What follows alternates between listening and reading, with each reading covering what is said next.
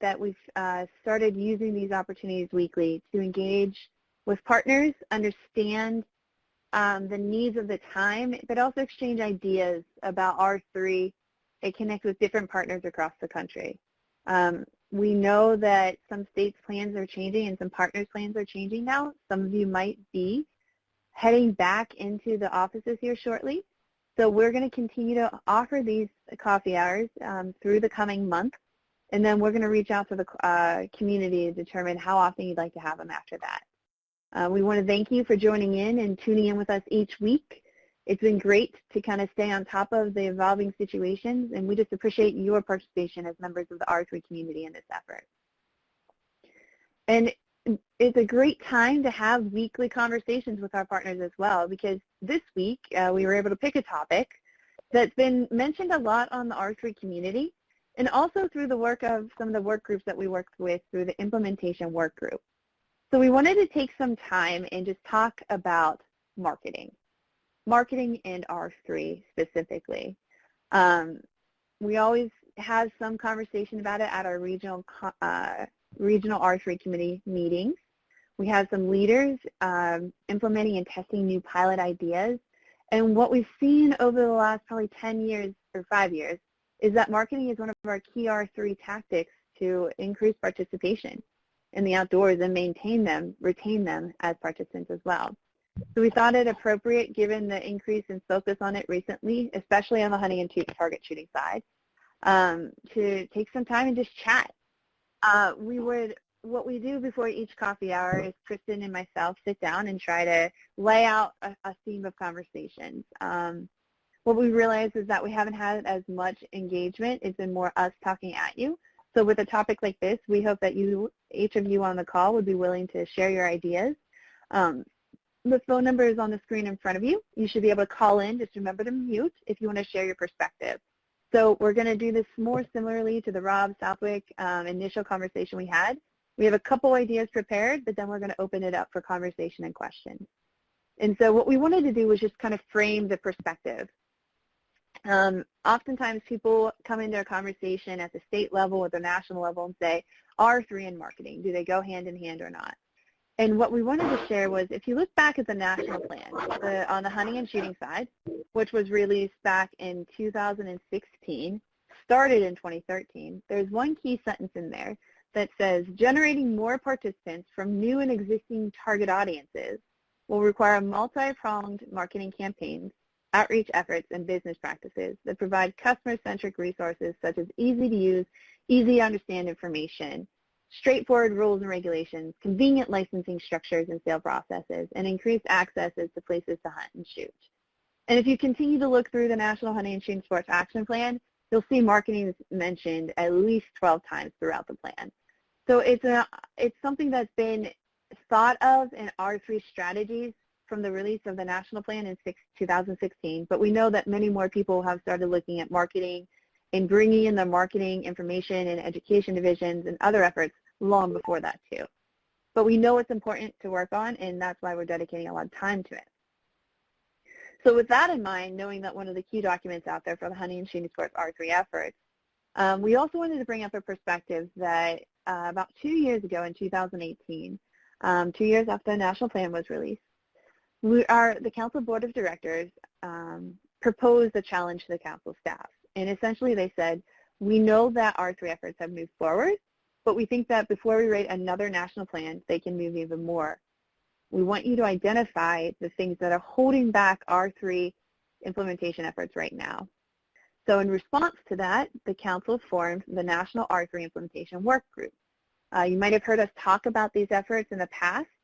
Basically, this is a group of about 30 R3 professionals, and they turn over, and we invite more people to keep the ideas coming in and keeping them fresh. But they dedicated in 2018 and 2019 over 3,000 hours to identify the key challenges that were keeping us from moving forward at the national, regional, state level on R3 activities. What they created was a list of issues. And to learn more about the group, I'm going to put a link in the chat box here so you can follow along. But they identified tons of challenges and then strategies and needs and actions to address them in something they called the Implementation Interim Report. That interim report can be found here at this link. And specifically, you'll see that one of the key areas, the R3 implementation priorities, is marketing. You'll also notice that under the mentoring topic, marketing plays a key role as well. So within this group, marketing was a lead priority. And we actually, after the report was released that you can see at those links, we broke into sub-work groups. And each of the members of the implementation work group chose a sub-work group to volunteer to work on, to provide a solution to one of the challenges they identified. So within marketing, Jennifer Wisniewski was the sub-work group lead on marketing, and she has led this team with a lot of the efforts of some of the people on this call right here to create some products that could help states and other partner organizations increase the R3 marketing strategies and capabilities. And Jennifer, are you available on the call?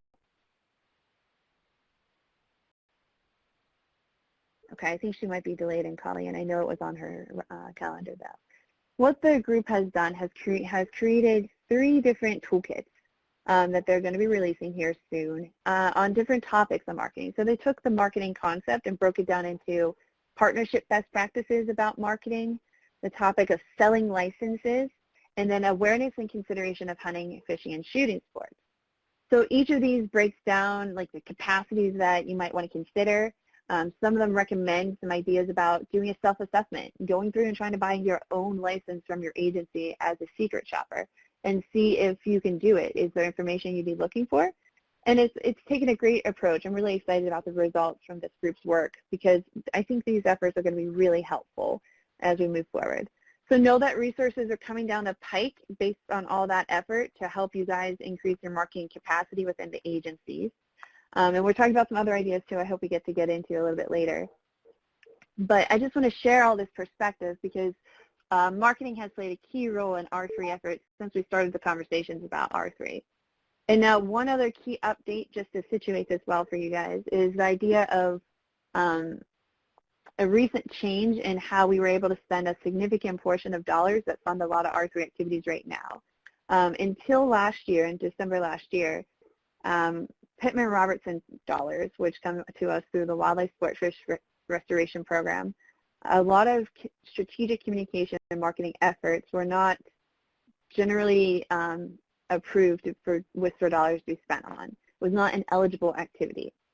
PR Mod passed, Pittman Robertson Modernization Act of 2019 passed in December, and that opened up a lot of opportunity in the coming years for a key source of funding through PR dollars to be spent on more marketing and communication efforts on the hunting and shooting side.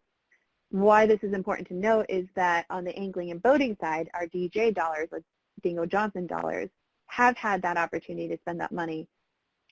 And what PR Mod did basically was give parity to have the dollars spent on the PR side, similar spent to the DJ side. So our partners at the Recreational Boating and Fishing Foundation have had great success in developing some marketing tactics and tools and success stories that I wanted to bring to the front of the table so that you could see them for some ideas now that we have this large funding source available to fund on the hunting and shooting side. So check out that resource I just shared for some ideas how your state agencies could maybe approach it on the hunting and shooting side.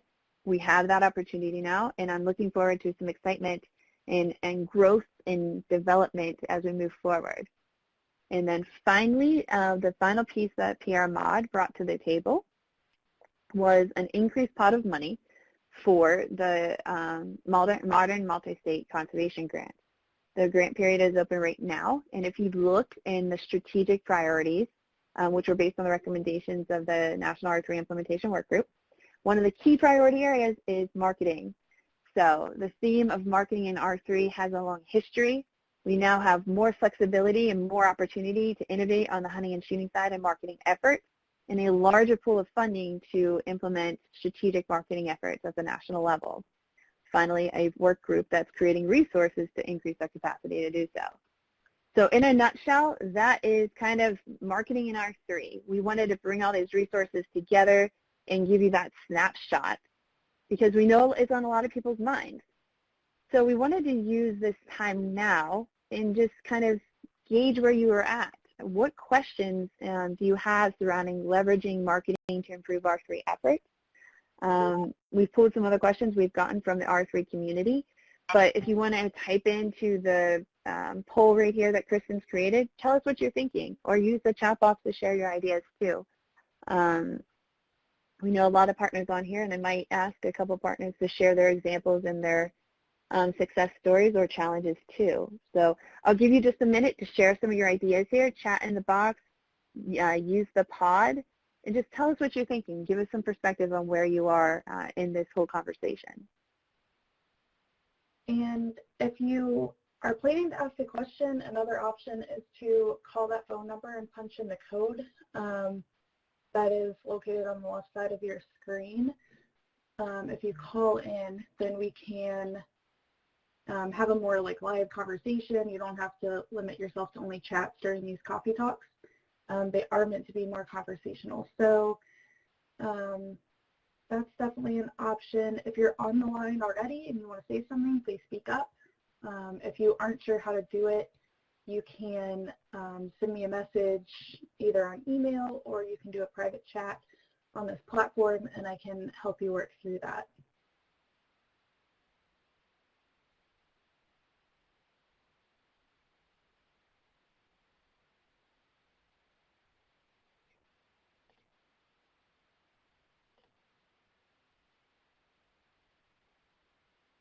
So maybe while we wait, I'll just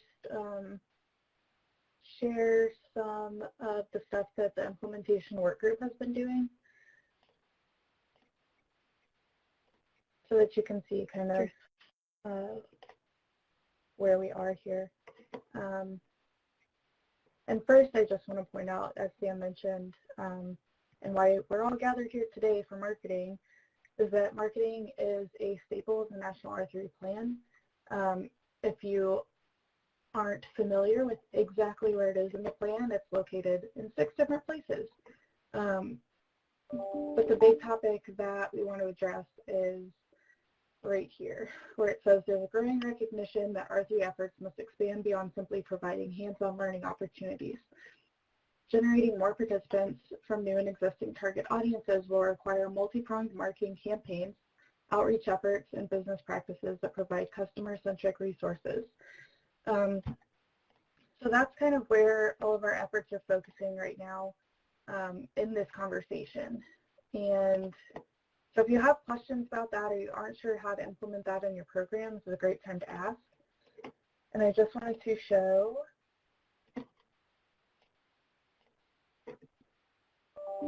this is one of the documents we've been working on with the implementation work group. So we had a question on the community recently about best communication practices for talking about hunting to the public. And so this was the document that I kind of provided for them. This isn't up for distribution yet. This is something that's still in progress. So that's why it has the do not distribute across it. But some things that we're looking at are how to market different types of events and programs, a list of best practices for doing so, how to do branding correctly, some tools you can use for communication, which most of you are probably already familiar with, but it's still a nice kind of game plan that's laid out there. Where to recruit, good imagery, and this is a big deal with some of the conversations going on right now with how hunters are portrayed. We've had a couple of calls in the last week about how hunting is portrayed to the public and how we can make it better. And so that's kind of where this comes in. But I'm hearing that Jennifer is on the line now, so we'll pop back over to her. Hi. Sorry, Jennifer. I'm late. That's okay. Go ahead. So what we had shared, good. What we had shared with the group so far was just a perspective on the implementation work group, and Kristen was just showing some of the products that the marketing sub-work group has created. So we wanted to throw them out there and offer them as examples, and just make sure people understood that we had some solutions coming down the pike. But could you kind of share some of your perspectives on how the group came up with those topics? We gave the 3, which were Awareness of hunting and fishing, that's the one Kristen just showed. Partnership best practices around marketing. And then selling licenses. Why did you guys break it up into these 3 topics? Sure. So we have some really sharp marketing minds in the IWG Marketing Work Group Subcommittee. And, this is like one of those problems the size of the elephant, so you got to kind of take it one bite at a time. And the number of solutions that we were coming up with kind of all fit into these 3 buckets. Like it either had to do with, okay, license buying and your system and how your license is structured, all of that type of thing, or it was about working with partners and, the amount of stuff that you could do marketing and working with partners and doing marketing through partners that's just a never-ending barrel of things that you could do. And then the other big bucket was just general awareness of hunting, fishing, and shooting and how you can best market those activities to the general public at large. So all of our main challenges had to do with those 3 main topics. So that's kind of how we landed on doing our first kind of best practices regarding marketing towards those 3 topics. And I'm really excited about the sheets. I learned a lot working with the group to develop those best practices sheets, and I'm really excited to be able to share them. And we're coming up with even more examples, which I feel like is something that all of us can benefit from, seeing examples from other states, how they've worked with partners or tried something new in their license system or did a marketing campaign about something regarding awareness of shooting sports or something along those same lines. So, yeah, really excited about those resources. Awesome. And I think some of the ideas we've had, so we've kind of set the stage that the national plan mentioned marketing, some of the changes between PR and DJ, and now having the capacity on the PR side to maybe implement some of the successful strategies that we've learned from the angling and boating side. And one of the ideas, Jennifer, we had talked about is trying to help take these tools that we're creating and get them in the hands of the agencies, but maybe move forward and help them expand their capacity as well, too. And I'd love for some people to share their input. Once these tools come out, what's the best way to help you move forward on them? It'd be a list of best practices, but is it more useful to have someone give you a webinar on it? Is it having a professional come in and talk to your state about it helpful? I mean, those are some of the things we've been talking about, right, Jennifer, and trying to see what's the next step for resources like this. Mm-hmm. So I've always joked that I would love for like an outside expert to come in and tell me what kind of job that I'm doing, like even just buying a license on my website and mystery shopping our site, because I know what a sportsman's license is because I've been working to sell a sportsman's license for almost 10 years. So of course I know what a sportsman's license is, but maybe new people coming in have no idea, or maybe, things are a big mystery on our website that could be solved much easier if, I just had a consultant to come in and help. So that's something that I've always thought would be something that's helpful, is kind of an outside expert that has marketing knowledge but doesn't necessarily come from our community and know everything about hunting and fishing already. So that's something that I've thought about that would be helpful. Yeah, absolutely. Yeah, and those are the ideas we're trying to bring to paper right now, and trying to sense what are the next steps. So input from our partners on these topics and the people in these chat rooms that are obviously intrigued about the marketing topics would be very helpful as we continue to move forward with the work group. We do have a question typed in by Matt. Matt, are you on the line? Okay, I'll go ahead and read it then. It says, I sense a lot of agencies are marketing using emails to send reminders and thank yous, including my state. My state currently doesn't market for just getting out and hunting or fishing in general. Is this something that other states do, or should I be pushing for this in my state? Thinking about billboards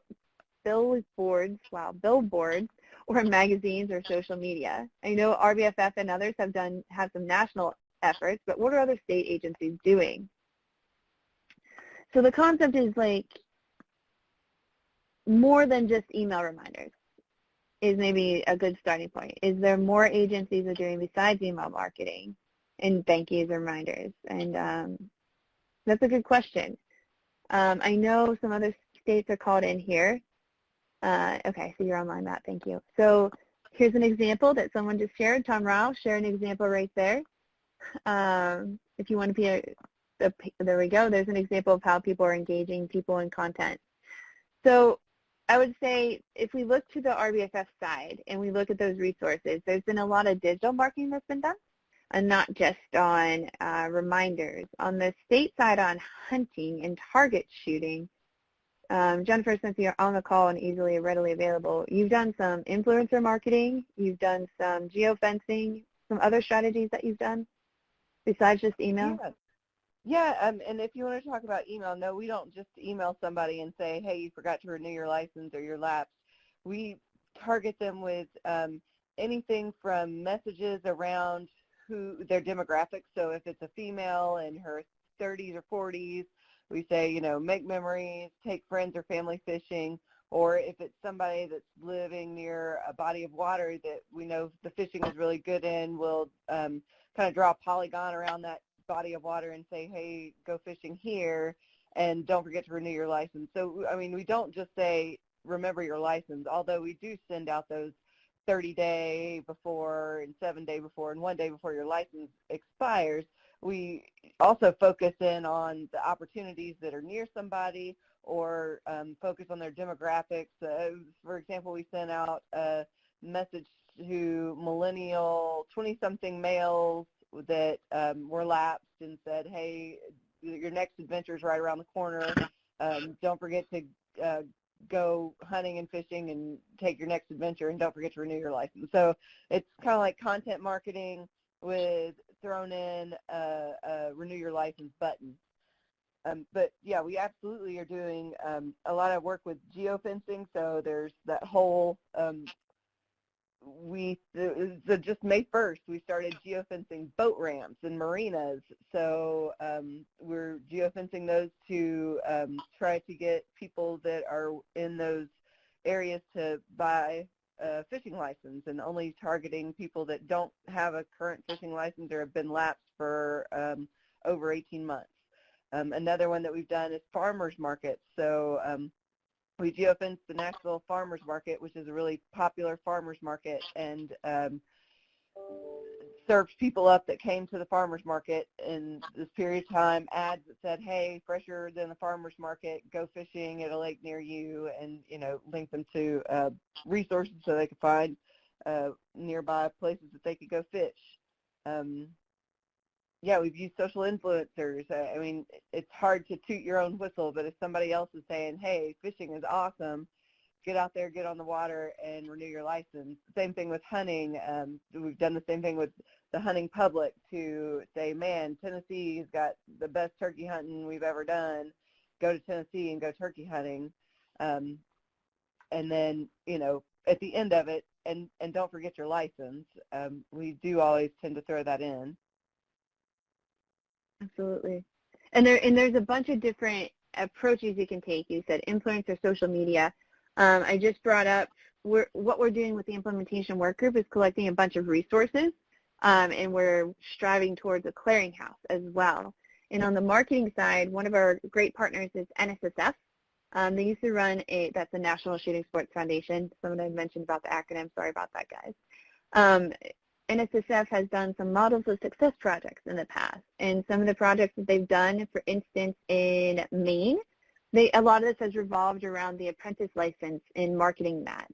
They did social media ads in South Carolina and targeted email campaigns, but specifically for some of these projects, they had found lists of people that might not be in their system, lists of emails that, you know, they could work with partners to email messages to, and try to expand the people who they're engaging. So they're not just talking to current hunters to remind them. They're trying to get on some lists of people that have similar interests and try to talk about hunting with them.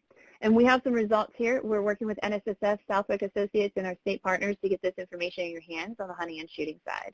And I know Megan Weisskopf has done some geo-targeting efforts as well, geofencing, sorry, efforts as well, like Jennifer just listed.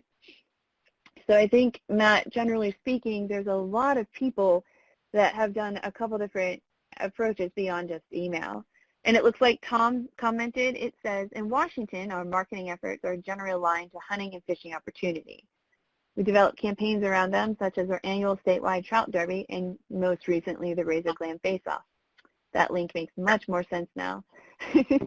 Tom, are you on the call? Okay. You do targeted reminders and also use geofencing as well, and Tom's from Washington. So, John Taylor, over the past couple decades, Texas Parks and Wildlife has done quite a bit of direct mail. We have also used billboards in some locations for specific initiatives and social media. Currently, our marketing staff is concentrating more on social media, including direct targeting of Facebook profiles because of the cost efficiencies. And that's a great perspective.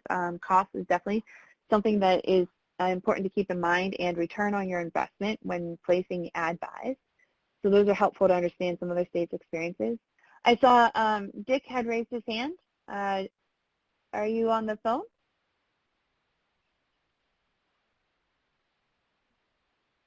Okay, it looks like his microphone's turned on too. So if you guys are trying to speak or share your ideas, just let us know, type or raise your hand, and we'll be able to call on you guys to share.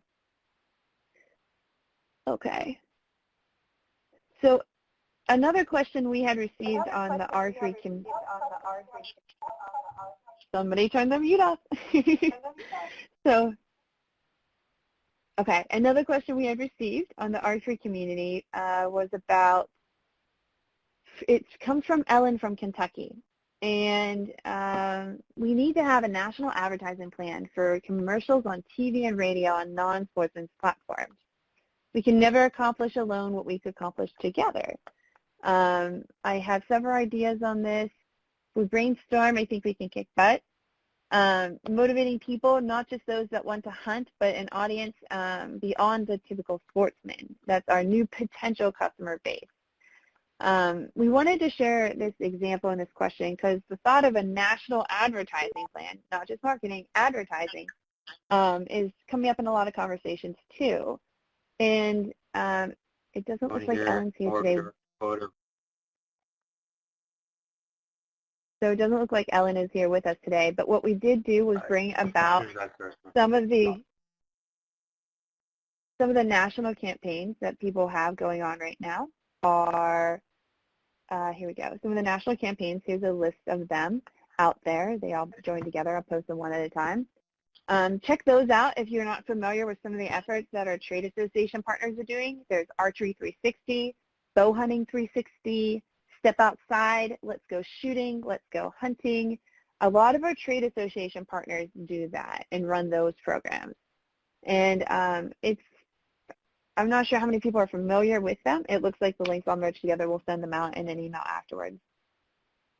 But just for some examples, there are strategies that are going on. Check out some of those websites. And Nicole Nash, are you called in? I am. Sorry, I just took a big bite of apple. Not a problem. I know you had reached out and said you might be able to share some more information, some of the campaigns that the Archery Trade Association has done on marketing and trying to expand reach on and interest in target shooting for bow archery, target shooting, and bow hunting. There we go. Could you just explain a little bit? Sure. I will do my best. I am a part of education and outreach, but we, as an Archery Trade Association, we have staff that is dedicated to marketing and communications. So if you have any questions afterwards, I will definitely point you into the right direction of the right person that can answer it.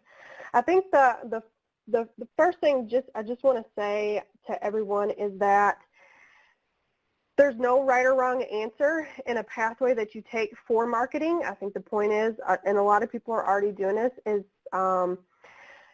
just taking the steps to try something new, because what the theme is with this call already, there is needs to be a multi-pronged approach, because there is not one marketing concept that really works for everybody. And if you think about how you people are marketing to you for different industries, different concepts. They come to you at different touch points, and those different touch points then kind to help you either remember, oh yeah, I need to buy my license, or oh, this postcard came in the mail of, oh, I need to put in for the elk drawing because that's coming up the deadline soon. So a multi-pronged approach is really good, and something with the Archery Trade Association that our staff could help you do is maybe talk about some of those touch points and help you map out what your touch points could look like. So then that way it gives you a good game plan. And something moving forward is making sure that you do have a game plan and it's trackable. So when those options do come up, you do tackle on those approaches, you'll see what works, what doesn't work, but also you kind of get into the detailed of what's working for this age group, what's not working for this age group. And a part of that you also want to make sure that you include is social media, because there's a plethora of things that are options on there in social media that is free of charge, and since everyone's on there. So with that kind of laid out, that doesn't answer your question, Sam, but just to answer it really quick, ATA has put out several things. We do have the 2 consumer websites. One is Archery 360, one is Bow Hunting 360. They are geared towards the more of the beginner archer, so then that way the content is relevant to what they need to see, what they need to help answer their questions. And the approaches are different concepts. It's articles, it's videos, it's how-tos, it is linking different resources that are out there, it's making introductions. Another feature that we have on both of the websites that's really nice is that we have a store locator button, so then that way as they read the content, as they start to get engaged, there's a call to action, and the call to action is for them to find a retailer that is close to them, so they can search by their zip code to see who is available and who is around there. On that store locator, it shows the current ATA members, and it even breaks it down to who offers classes, lessons, has a range, sells equipment, and then how far away they are.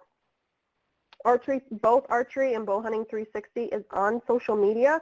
We created these concepts for you, state agencies, for anyone in the industry. You can use anything that we post on the 360s on your own page. So they're totally shareable. We have articles, videos, different styles of engagement on social media. As a lot of you know, there's different ways to engage your audience, and that's key on social media is engagement. So if there's something that you're seeing on our social media page, then you can most certainly share that to yours as well.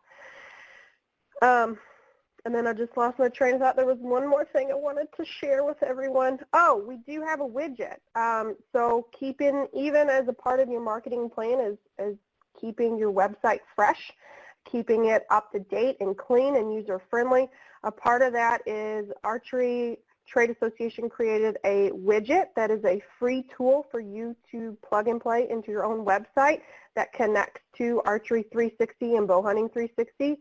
So it automatically will refresh the articles that are on there, and it'll keep your website up to date.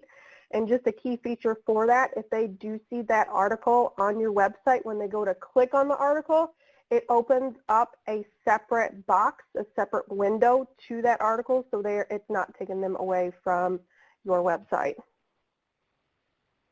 That's awesome. Thank you.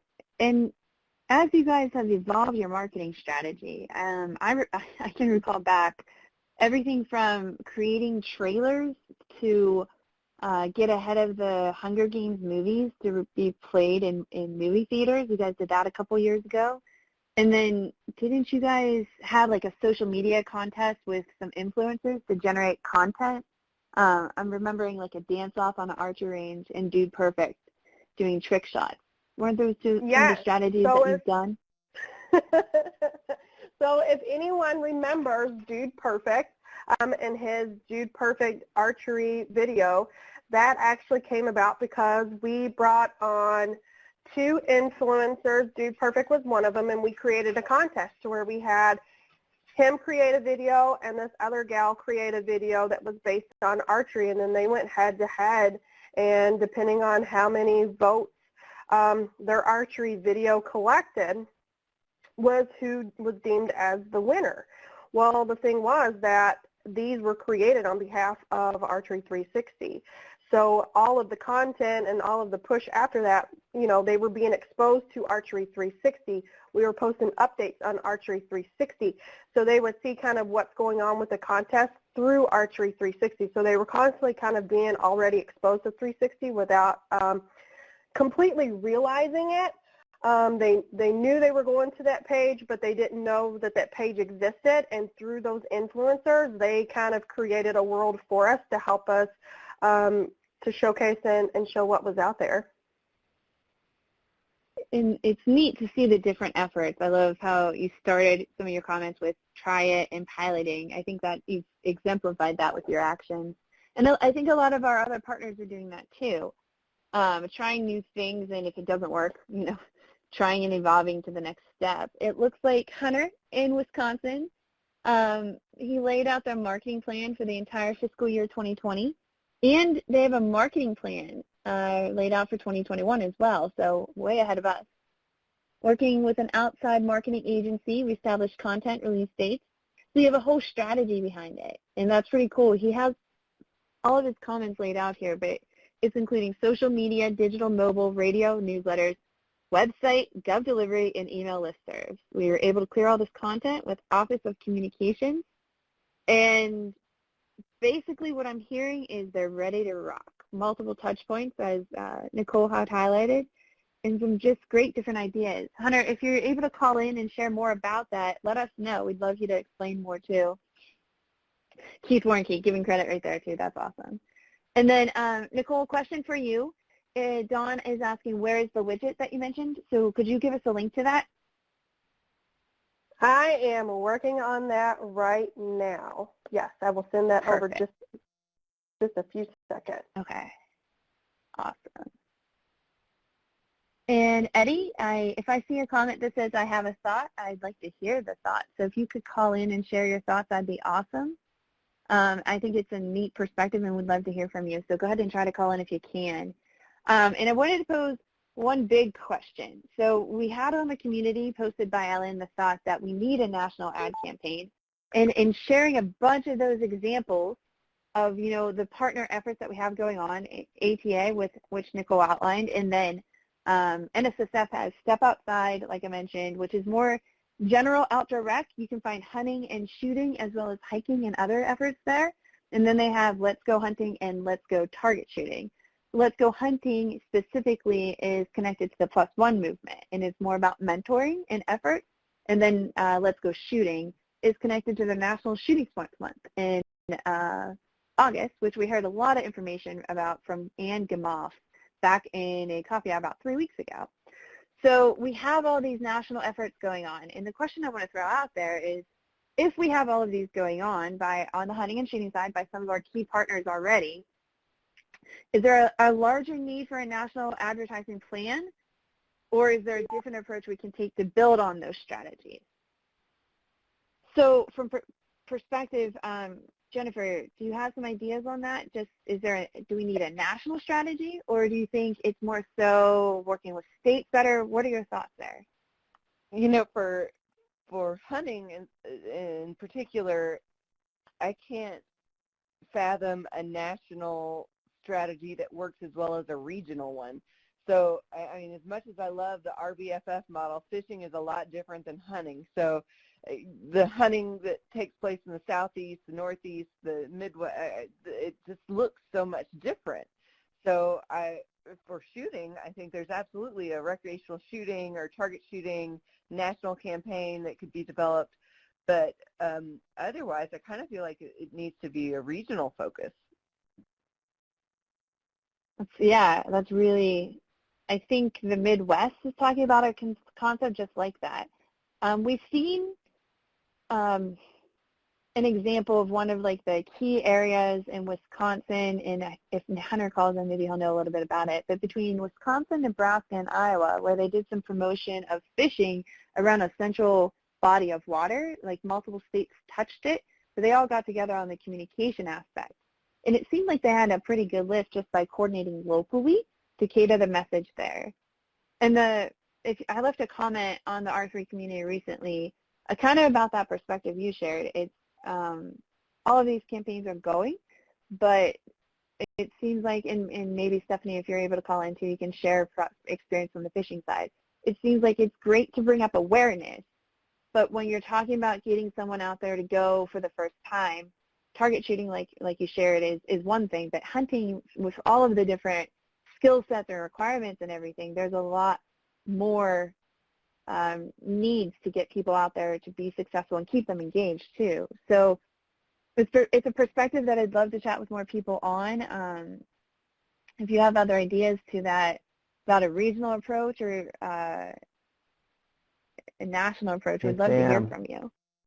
Yeah, Eddie, what do you think? Hey, this is Eddie. Hey, hey, I was just going to ask you, there's this RFP that's out from the Wildlife Management Institute about a video being produced for millennial engagement.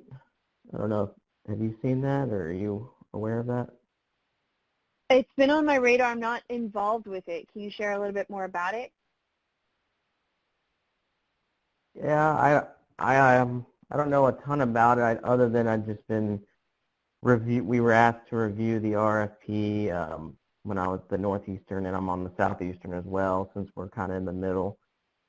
And it sounds like they're going to be trying to create a video designed to improve the rate of millennial engagement in outdoor-related conservation activities.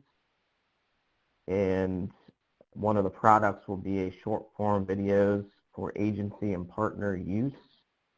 I don't know, there might be somebody else on the call that has a little more background, but it sounds like it's similar to the kind of the nationwide approach,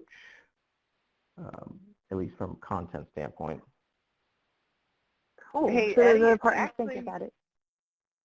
Sorry. Hey, Eddie, this is Jennifer. It's actually going to be more of a regional focused video. So it is literally going to show, it's going to be video that you can take apart in chunks and use as a whole, or 15 seconds of it, or digestible at different lengths.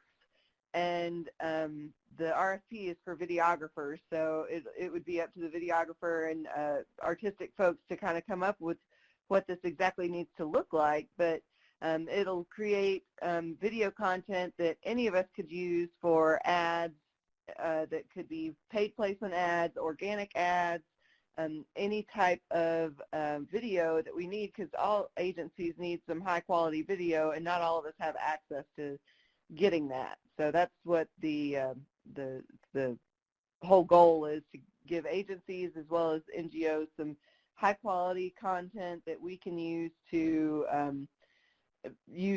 encourage people to go hunting. That's awesome. So the project description's out there and trying to take it to a regional level. As far as capacity goes, that's something we've heard, and we mentioned in the documents, Jennifer, that the subwork group has gone through, getting resources to create videos. And we're getting some people sharing that it'd be helpful, would love to help with video production, and Matt sharing a link to it. So it sounds like a project that's right up the alley to try to connect with millennial audiences on conservation with a regional approach. Bobby Jones said was just going to pitch that maybe a national template that's modular makes more sense, similar to the regional conversation that's being had right now. So modular, regional, basically something that states can adapt. Is that kind of the perspective you think? Take the components and apply them right there. Eddie, you had another point that you had brought up. Can you comment more on that, the thought you had? Sure, I can do that.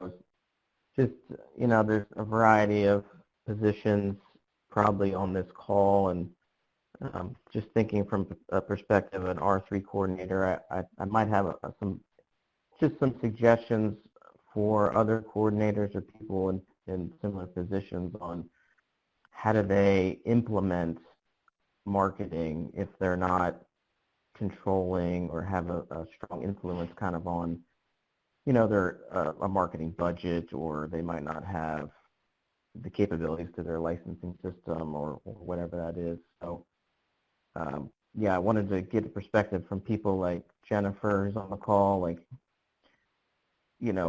she's kind of in a position to kind of point the priorities in a way that she wants to see them, but how does somebody, like an R3 coordinator do that? And, one thing I wanted to share with people is, a shout out to RBFF. If you apply for a grant, I think that's a great way to try to implement something, an idea on your own. So the Vamos a Pescar grants or the R3 grants, those are two opportunities to come up with an idea and try to, get it funded, and then you can really, have good success implementing that. So that was just one example. Does that make sense, what I'm saying? I think so. It sounds like you're asking, an R3 coordinator, every state's different, love saying that, but as an R3 coordinator, how do you build bridges and relationships to tackle more of the marketing concepts if they're not directly in your shop? And I know Hunter Nikolai is called in now, and he's the one that from Wisconsin that had laid out, 2 plans moving forward or 2 years of plans with multiple components. And Hunter, can you kind of explain how you got there? Maybe tell us what your position is as well, Hunter, just so we can understand the relationship between R3 coordinators and marketing strategies. Yeah, so I guess I'll preface with saying I've only been with the Wisconsin DNR for less than a year, and a lot of this was in place or being implemented prior to my arrival. So I don't know too much on exactly how we got to where we were. I will say that it has been a lot of working with our different bureaus and divisions within the Wisconsin DNR, especially once our plan got established. So I guess, for example, we did a study on our email reminder campaign for license buying purchases, I think in 2018, and we evaluated it, and it was successful. And then this year and last year, we handed that off to our Office of Communications and their staff, so they're just continuing with those email reminders for us. So that's kind of out of our hands now, but it's still taking place. And that goes for a lot of our marketing outlets. So like I said, we partnered with a marketing agency to kind of come up with this marketing plan. And they did a lot of the development of our photos and advertisements for our radio ads and Snapchat ads. So they do a lot of the external things, so radio, podcasts. We have a contest that is directly linked to all of those contests, and then internally we have the plan laid out. So it's 52-week fiscal year plan for 2020, and then we already have our 2021 plan made. So it's laid out by week, what's going out that week, and then what outlet's going out on. So, and like I mentioned in the comments, that ranges anywhere from Facebook, YouTube, to our listservs, what's being sent out then. So we have it laid out for the whole year, what's going out, what week it's going out, and then we obviously don't have all the content created at the beginning of the year, but we have a lot of it created. So then when the time comes to send it out, where it does fall on our responsibility, we can just go ahead and send it out. And one of the big things, and I don't know how it is structured in other states, with us, we have our Office of Communications that approves everything that goes out. So one of the big hurdles was to get this marketing plan done early so we could provide them a lot of the content in the plan so they could approve it. So when the time comes, that stuff was ready to go out and we could just send it out without having to jump over those hurdles. So it sounds like this has been a big process in planning, like multiple years in the forming. Is that accurate? Yeah, I would definitely say it's multiple years, and our R3 team formally was established in 2017, but Keith Warnke had been working on a lot of this stuff, a lot of our Learn to Hunt and Hunt for Food program since 2012. So he was the mastermind with it. He would have a lot more answers than I do in regards to how it came to fruition. Now it's just a matter of implementation, and like I said, the outside agency that we work with handles, I would say, the majority of it, and then the rest of it is just working with our office communications and scheduling those posts through a scheduler that we have for those other things to go out. Nice. Okay. So it's taken some time, Eddie, it sounds like, to build the relationships and maybe some motion and success too. I mean, you're to a great point strategically. Hunter, you get a question directed to you from Dawn. How many messages are going out per week? Do you have an idea? And it just says how many. It doesn't say platform. Yeah. So per platform, it can range from 1 a week to maybe 1 to 2 a month. And that really depends. So just looking at our plan here for this week, we have, if I can find it, and a lot of this has been put on hold just because of a lot of the things have altered the COVID-19 content. So some of it has gotten shaken up. But yeah, this week, basically almost every single category of sources has one going out for turkey hunting. And I will also note that we work directly with our hunter education program, so it's mixed messaging of hunter safety, get enrolled in our hunter ed classes, as well as like our R3 programs, our Learn to Hunt program, our Hunt for Food program, become a mentor, things like that. So it's all inclusive. It's not just our programs or anything like that. It is hunter safety and that as well. Wow, that's cool. So many messages. I know Tom Rao from Washington is similar. I think he joined the agency just recently, and he's in a marketing position with Washington. Tom, are you able to chat a second? Yeah. I do have to jump into another meeting in about 5 minutes, but yeah, I've been with the agency since, I guess, December of 2018, so, maybe a year and a half, close to that. But any specific question? Yeah, in some of our recent happy hours and coffee hours, you guys have explained kind of your marketing strategy as an agency and building up. Can you just give us some perspective related to, Hunter's model and Eddie's question of how the R3 coordinator can work more with marketing staff? Can you just give us some perspective on how your agencies approach that? Yeah, so we do have a number of folks who have been working in the areas of R3 for a while, but we still, even to this day, don't have a formal R3 kind of sanctioned program or even culture at the agency. So, but we also have a fairly, I would say, effective small marketing team where, in a lot of my view on this, kind of watching R3 grow from back in the day and then now being part of an agency and working in R3, it all to me feels like marketing.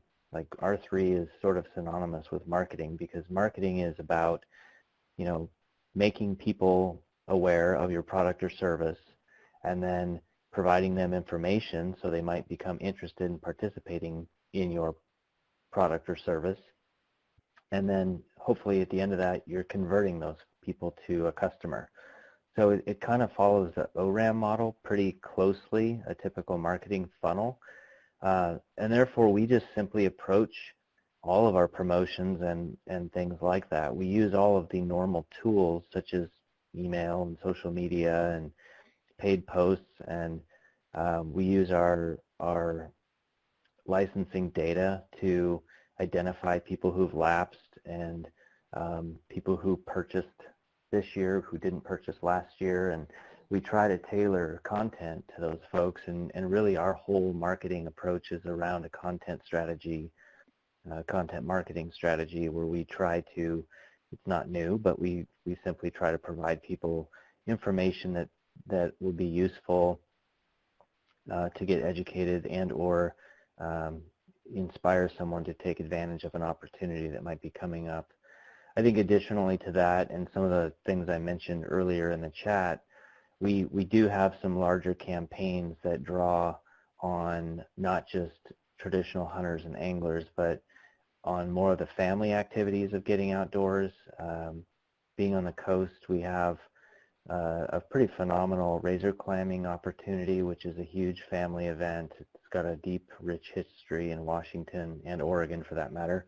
And so we created a kind of a fun campaign around that, which I posted a link to.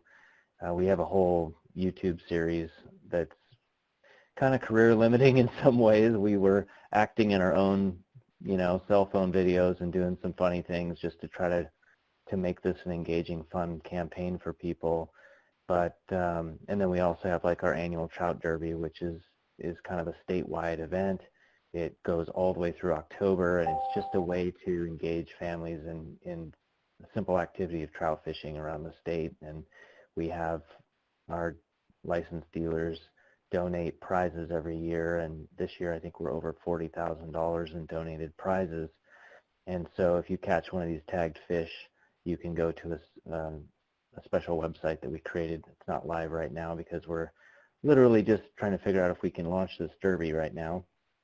But essentially you can go in there and claim your prize and go to that local dealer location to pick it up. And so it's a win-win for the dealer. They can get a little advertising. It brings customers into their stores and engages the community in an activity locally wherever they live, and just kind of promote that family get outdoors feel. But I guess at the end of the day, what we're struggling with, I think, is trying to kind of grow up and be formally embrace R3 as a culture within the agency. And I think that's one of the key things that we're working toward. And I say we being my team, the wildlife programs, Hunter Ed program. They're doing a lot of great things. We have a Hunter Ed deferral program, which is really cool, allows people to go hunting with an experienced hunter over 18, and they can basically go hunting without having to go through Hunter Ed, because that's a pretty big barrier for a lot of people to get started.